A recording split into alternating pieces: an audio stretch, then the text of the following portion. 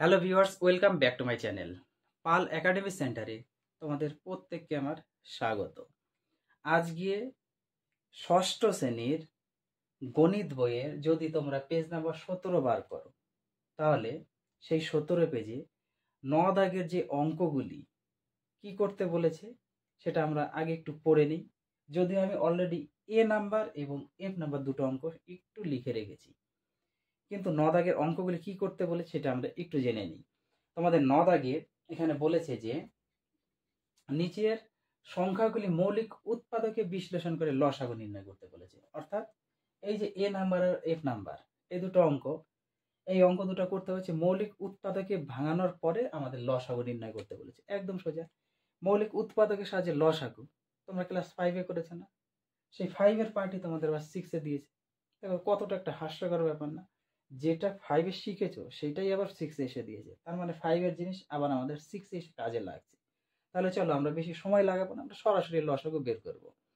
এই লসাগু নিয়ে মৌলিক উৎপাদকের লসাগু আমি ক্লাস 5-এর পার্টে আপলোড করেছি, যারা দেখোনি তারা একটু দেখে নিবা। যে 5-এর যে লসাগু আছে সেখান থেকে একটু দেখে নিবা, আমার ভিডিও আপলোড করা আছে।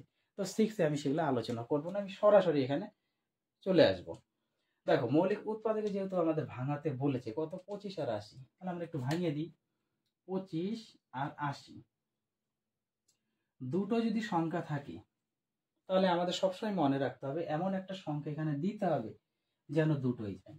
তার মানে এখানে 0 আর 5 যদি থাকে কোনো সংখ্যা শেষে, তাহলে সেই সংখ্যা দুটো 5 দ্বারা অবশ্যই ভাগ যাবে, এটা একটু মনে রাখবা।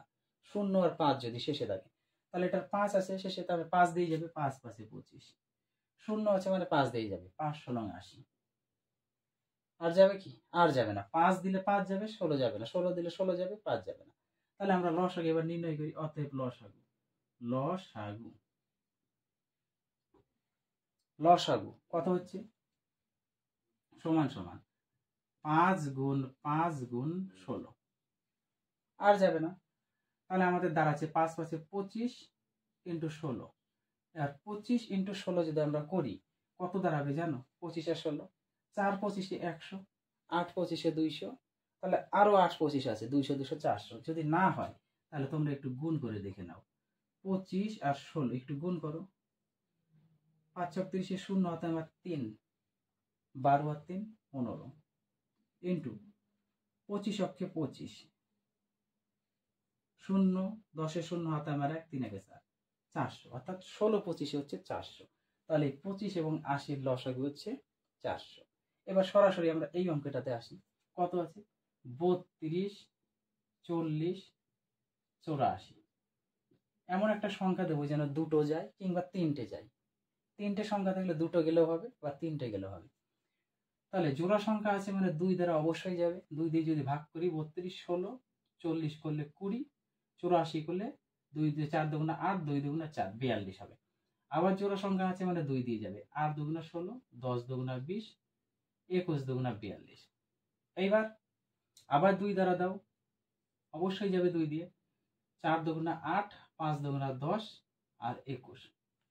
21 যাবে না, বসে যাবে। আর যাবে? যাবে না। 4 দিলে 4 যাবে, 5 যাবে না, 21 যাবে না। 5 দিলে 5 যাবে, 4 21 যাবে না। 21 দিলে 21 যাবে, 4 5 যাবে না, তাহলে যাবে না। অতএব আমরা লিখতে পারি, অতএব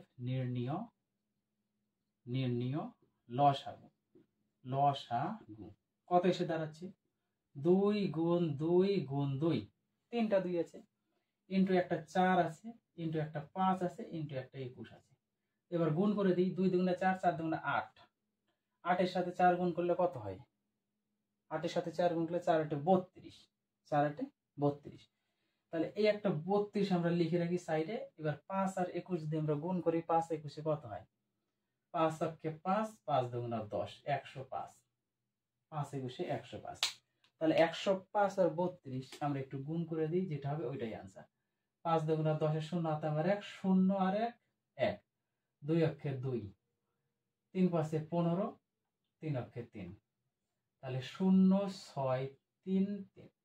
তাহলে আমাদের অ্যান্সার দাঁড়াচ্ছে 3360 হচ্ছে আমাদের এই 32 40 এবং 84 এর লসাগু।